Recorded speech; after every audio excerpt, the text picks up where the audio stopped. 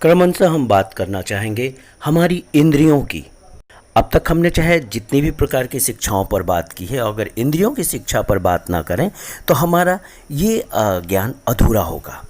हमने शारीरिक शिक्षा को समझा, हमने प्राण शिक्षा को समझा, अब हमें समझना है कि हमारी इंद्रियों की शिक्षा हमारे लिए क्यों ज़रूरी है। इंद्रियों की जो भूमिका है हमारे शारीरिक और प्राण शिक्षा में सबसे अहम हो जाता है कि आखिर इंद्रियां हमारी कैसे हमारे वश में रहें और इंद्रियों के माध्यम से हम कैसे अपनी प्राण शक्ति को बढ़ा सकते हैं, कैसे अपनी शारीरिक शिक्षा को बढ़ा सकते हैं।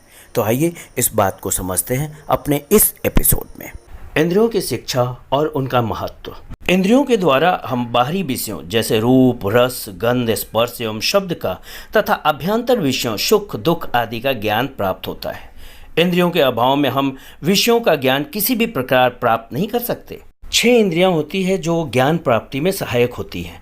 दृष्टि, श्रवण, घ्राण, स्पर्श, रस और मन।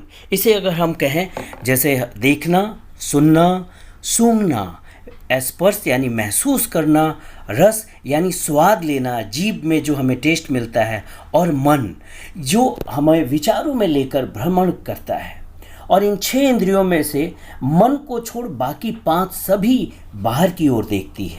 मन एक ज्ञानेंद्रिय और वाहिका भी है, क्योंकि मन मुख्यतः सीधी विचार छवियां लेता है, परंतु मन सभी छवियों को ग्रहण करने के लिए 5 इंद्रियों पर निर्भर रहता है। इंद्रियों को संस्कृत भाषा में करण भी कहते हैं। इंद्रियां शरीर का वो अवयव है जिसके द्वारा हम कोई काम करते हैं या कोई ज्ञान प्राप्त करते हैं। जैसा कि हम सभी जानते हैं कि हमारी 6 इंद्रियां जो है ज्ञान प्राप्ति में काफ़ी सहायक होती हैं, मगर इन 6 इंद्रियों में से मन को छोड़ बाकी 5 सभी बाहर की ओर देखती हैं। और इन 5 इंद्रियों से जिन 2 चीज़ों की मांग होती है वो है परिशुद्धता और संवेदनशीलता। अगर शारीरिक दोष न हो तो नाड़ी तंत्र के शोधन के द्वारा इंद्रियों की एक्यूरेसी और उसकी संवेदनशीलता के अवरोध को हटाया जा सकता है। इंद्रियों के विषय में एक बात पर जो हमें विशेष ध्यान रखना होता है वो है परिशुद्धता और संवेदनशीलता। इंद्रियों को अगर उन्नत करना हो तो नाड़ी तंत्र का शोधन करना बहुत जरूरी है, क्योंकि यदि वाहिकाएं, नाड़ियां शांत और साफ हों तो सूचना में एकमात्र रुकावट मन से या मन के द्वारा आता है। इसका कारण यह है कि केवल मन एक ज्ञानेंद्रिय है और वाहिका भी है, क्योंकि मन मुख्यतः सीधी विचार छवियां लेता है, परंतु मन सभी छवियों को ग्रहण करने के लिए 5 इंद्रियों पर ही निर्भर रहता है।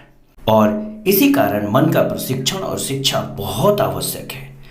ये तमाम विचारधारा मैं कहाँ से उद्धृत कर रहा हूँ, आने वाले समय में मैं आपको बताऊंगा।